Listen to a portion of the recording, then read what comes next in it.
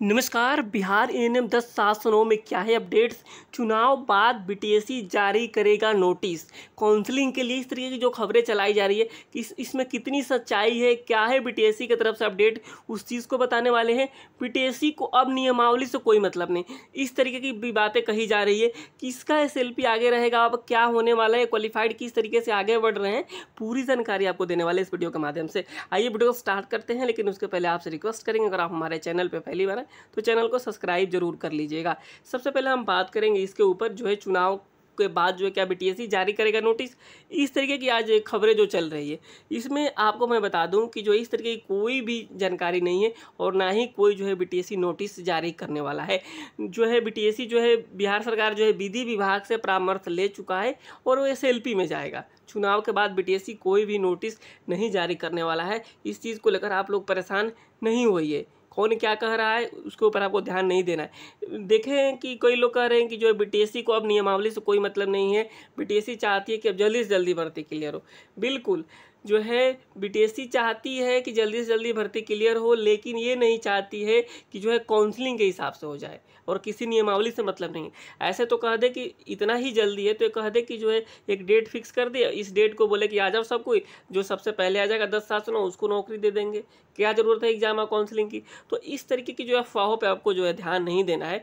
BTSC को अभी भी जो है नियमावली से ही मतलब है। अगर जल्दी करना होता, नियमावली से कोई मतलब नहीं होता, तो जो सिंगल बेंच का जो जजमेंट आया था कि 2018 के हिसाब से करना है, उस समय वो कर दिया होता। डबल बेंच में जाने का कोई मतलब ही नहीं था। लेकिन जो है सरकार का ये निर्णय है, सरकार का जो है ये जो है प्रण है कि जो है हम क्वालिफाइड को नौकरी देंगे, इसके लिए जो हमें जहाँ जाना पड़े। और जो है सरकार सुप्रीम कोर्ट आ रही है, इस बात में जो पूरी की पूरी सच्चाई है, क्योंकि जो विधि विभाग होता है, विधि विभाग से परामर्श लिया जा चुका है। ये खबरें मैं बता रहा हूँ आपको।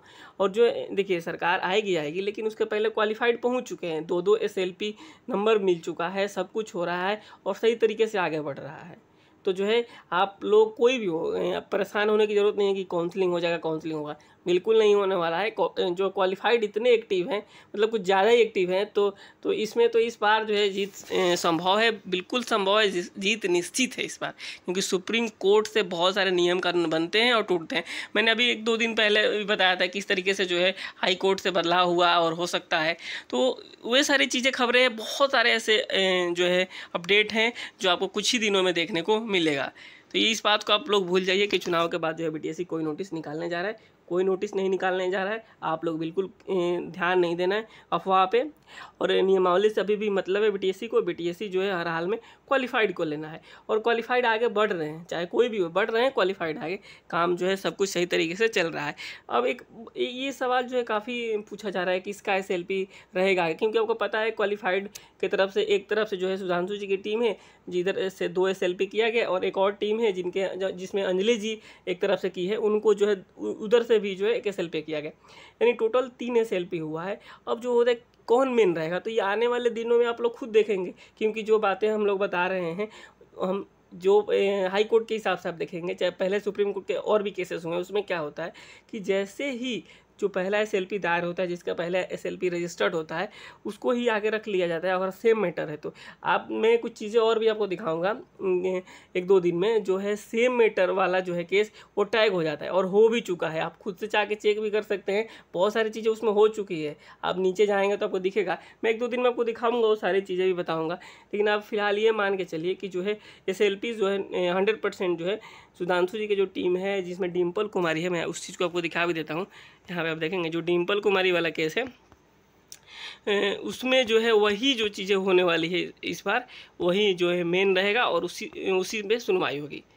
तो आप लोग इसमें परेशान आपको होने की ज़रूरत नहीं है। जो डिम्पल कुमारी जिसमें पिटिशनर हैं, यही मेन रहेगा। बाकी जो एक और एसएलपी हुआ है अंजलि जी के द्वारा, उसका भी एसएलपी नंबर मिल चुका है, लेकिन जो है सबसे पहले जो एसएलपी होता है वही मेन रहता है। ये सच्चाई है, इससे कोई भाग नहीं सकता है, और जो सच बात है वो सबको जानना भी ज़रूरी है। तो इसलिए आप सभी से मेरा रिक्वेस्ट रहेगा, अनुरोध रहेगा, अगर आप क्वालिफाइड हैं तो जो है आप क्वालिफाइड को सपोर्ट कीजिए।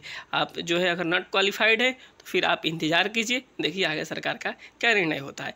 और सरकार के निर्णय की जो है निर्णय लेने के पहले जो है कोर्ट है, अभी कोर्ट है, हाई कोर्ट, जो भी जो है कोई बहाली कोर्ट में चली जाती है तो ये बात आप मान के चले कि वो कोर्ट से ही क्लियर होता है। सरकार उस बीच में किस तरह कोई चीज़ें नहीं करने जा रहा है, ना ही क्वालिफाइड को ज्वाइनिंग कराने जा रहा है, ना ही काउंसलिंग कराने जा रहा है।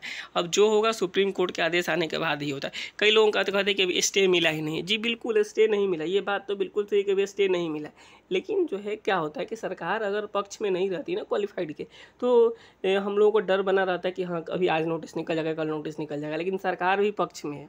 सबसे प्लस पॉइंट क्वालिफाइड के पास यही है कि क्वालिफाइड के साथ साथ सरकार भी है, और सरकार जैसे जैसे सरकार कहती गई वैसे वैसे क्वालिफाइड करते गए, तो इसलिए क्वालिफाइड और सरकार दोनों एक साथ हैं, और दोनों जो है एक तो सुप्रीम कोर्ट पहुंच चुके हैं और सरकार भी पहुंचेगी। तो इस बात को लेकर आप लोग बिल्कुल आश्वस्त रहें कि सरकार जा रही है, आपको परेशान होने की ज़रूरत नहीं है। कोई काउंसलिंग नहीं होने जा रहा है, कोई जब तक सुप्रीम कोर्ट का आदेश नहीं हो जाता कुछ भी नहीं होने वाला इसमें। फिलहाल इस वीडियो में इतना ही, बाकी कोई अपडेट आता है तो आपको तुरंत बताने की कोशिश करेंगे। आप लोगों में एक और चीज़ बताता हूँ, जो आप सुप्रीम कोर्ट का जो साइट है ना, आप वहाँ से भी जाके ये सारी चीज़ें चेक कर सकते हैं। यहाँ पे देखिए एक और बात है कि जो सुप्रीम कोर्ट का एक ऐप भी है, उस ऐप को भी आप डाउनलोड कर सकते हैं, सुप्रीम कोर्ट ऑफ इंडिया। और यहाँ पे जैसे ही नीचे आएंगे और केस स्टेटस पे करके आप सारी चीज़ें चेक कर सकते हैं। ये बहुत ही अच्छी चीज़ है, इसको आप लोग ज़रूर कर लीजिएगा अगर चेक करना चाहें तो। फिलहाल इस वीडियो में इतना ही, और कोई अपडेट आता है तो तुरंत बताने की आपको कोशिश करेंगे। चैनल को सब्सक्राइब जरूर कर लीजिएगा। और किसका SLP आगे रहेगा वो मैंने बता दिया था कि डिम्पल कुमारी वाला जो SLP है वही आगे रहेगा। और बाकी सब कोई चाहता है कि क्वालिफाइड का ही नौकरी हो, सब कोई बढ़ रहा है, सब कोई आगे बढ़े, जो सच है उस सच को बताए और उस सच के साथ आगे बढ़े। किसी के बारे में जो है टिक्का टिप्पणी करने से बचे, क्योंकि सब क्वालिफाइड ही हैं और हम लोग सब कोई चाहता है कि क्वालिफाइड, हमारी मंजिल एक ही है, सबका मंजिल एक ही है। मंजिल क्या है हमारा, कि हर हाल में जो है क्वालिफाइड को नौकरी होना चाहिए। सब कोई इसी के लिए प्रयासरत है, चाहे वो सुधांशु जी हो, शेखर जी हो, या फिर कोई भी हो। तो जो है आप लोग जो है जो SLP में रहने वाला है, आप लोग उन्हें सपोर्ट और समर्थन दे सकते हैं। जो डिम्पल कुमारी का केस है, जिसमें जो डिम्पल कुमारी शेखर जी की वाइफ है, मैंने उनको कई बार मैंने लाइव में लिया भी है और उनको आपने सुना भी है शेखर जी को। तो फिलहाल इस वीडियो में इतना ही है, चैनल को सब्सक्राइब जरूर कर लीजिएगा।